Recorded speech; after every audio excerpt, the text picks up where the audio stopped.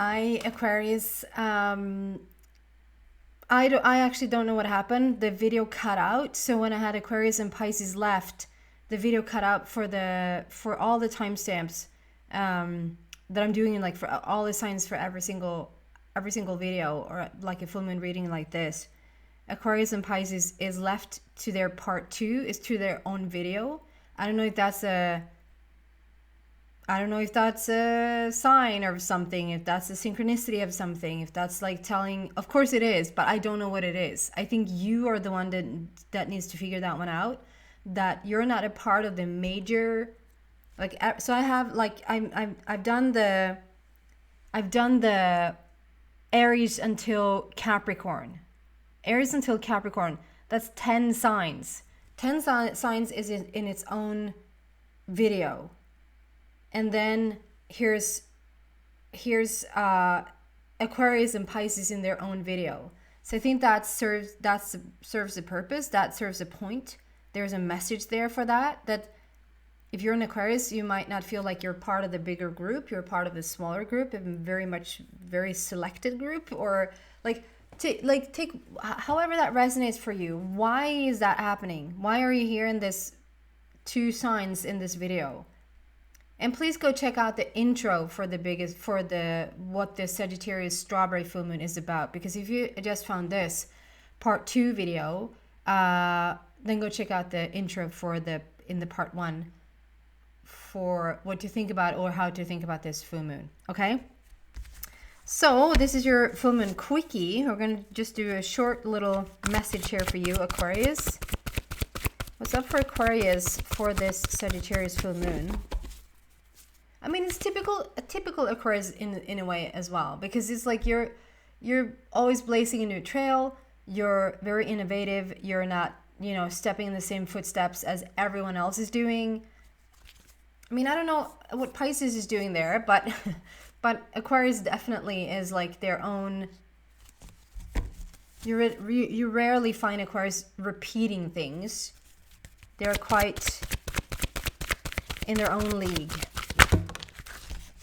With foundation and achievements, with a rainbow, foundation and achievements. And what else for Aquarius, please? This messes with my OCD a little bit. Like, now I have to make 2 videos. It's not going to make sense. Your shadow side. You're working on your shadow side and foundation and achievements. So, Aquarius, there's something that is like you're laying the new foundation for something. There's a new ground. There's a new core sort of building. And there's something that you're looking at that is just going to have more effect or more take flight, but in the best way, like it's going to manifest, or you're going to start to see results of it in this upcoming full moon. And for the month of June, you're probably going to deal with I don't know if this is starting a new business, starting a new relationship, starting a new life, starting new. And it's together with the shadow work. So there's like a lot of, I don't know how to explain it really. It's a feeling of, okay, Aquarius is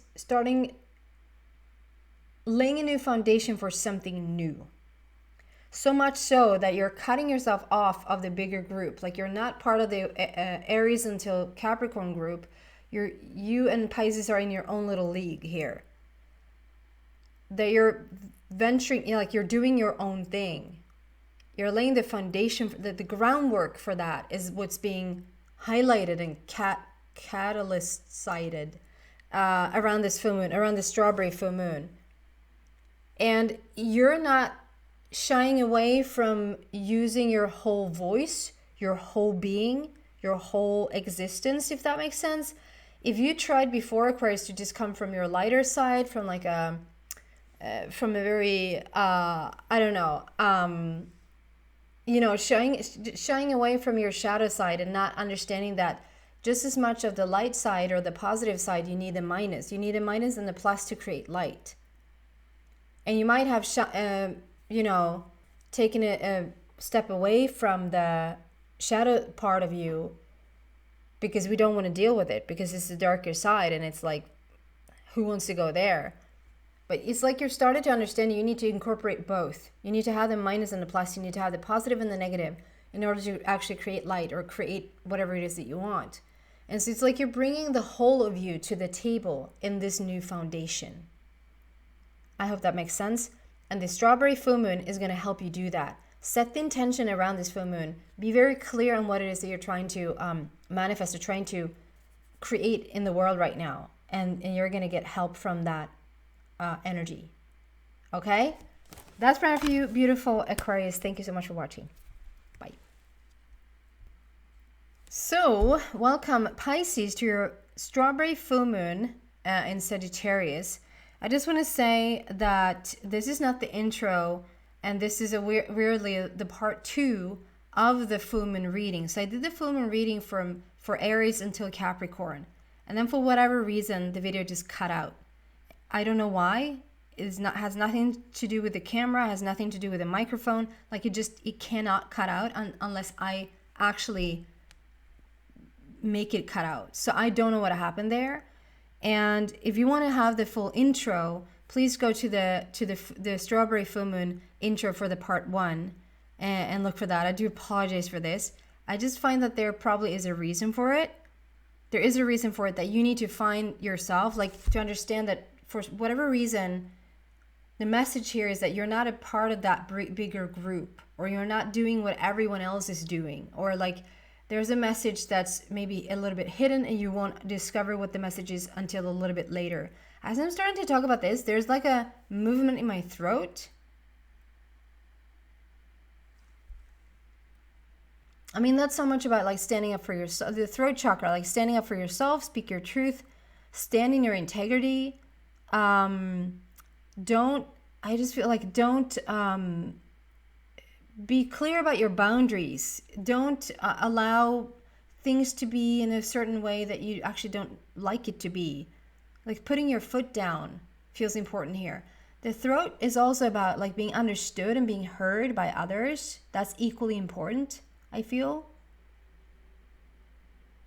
It can be sadness, like you're holding back sadness a little bit, like you're pushing it down a little bit instead of just allowing the sadness or the tears to come up to the surface. Okay, I'm going to leave it there because I know that that's probably just for 1 or 2 people. And for whatever reason, we are having a part 2 with only Aquarius and Pisces. I'm going to just put that on you. I'm going to have that be like, okay, you figure that one out. Okay? So Pisces, for this strawberry full moon in Sagittarius, what is going on? Just a short message here.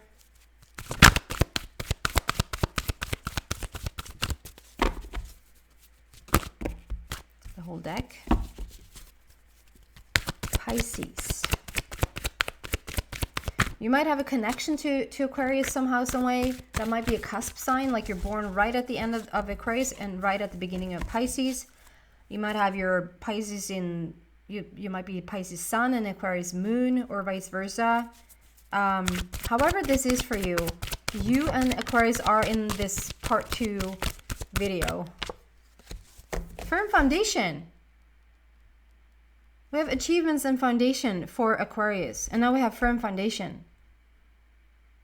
So there's a clear connection between Aquarius and Pisces.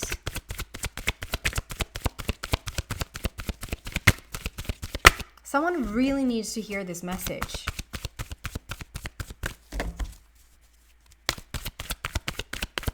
What else do we have for Pisces here, please? For this full moon. Too many cards falling out. 1 card, please, for Pisces. There you go. Okay. You're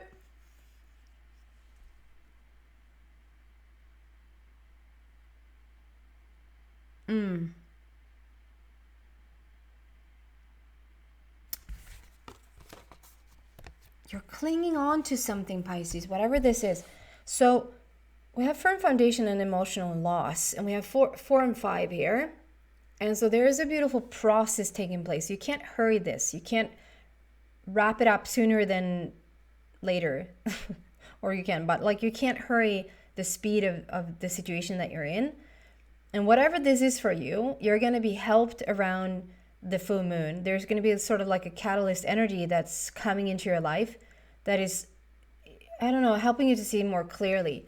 I just find that, okay, so Pisces wants to reach the top. There's something in front of you that's like really you're passionate about it. This is your purpose. This is your mission. This is what you are here for. Like, I know those are big words, but it just feels like you want to reach the top in something.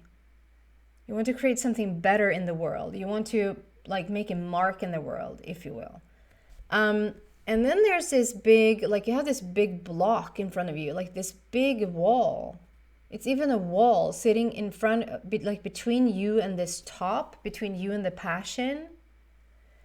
And there's something a little bit that has hindered you in the past to move forward, Pisces, because you're holding on to a block. We have emotional loss here. So if this is like hanging on to a person that you need to let go of, hanging on to a job that you need to let go of, hanging on to thought patterns that you need to go, like this serves you to really let go of those thought patterns, that there's a little bit of like cramp, like a little bit of, I'm going to hold on to this. But as long as you hold on to that, this wall, this brick wall that is sitting between you and your purpose, you and your passion, you and life, that's going to still be there. It's like you have to carry that until you let go of, and only you know what that is. Into general reads, but I think that you already know what that is, or this probably isn't resonating with you.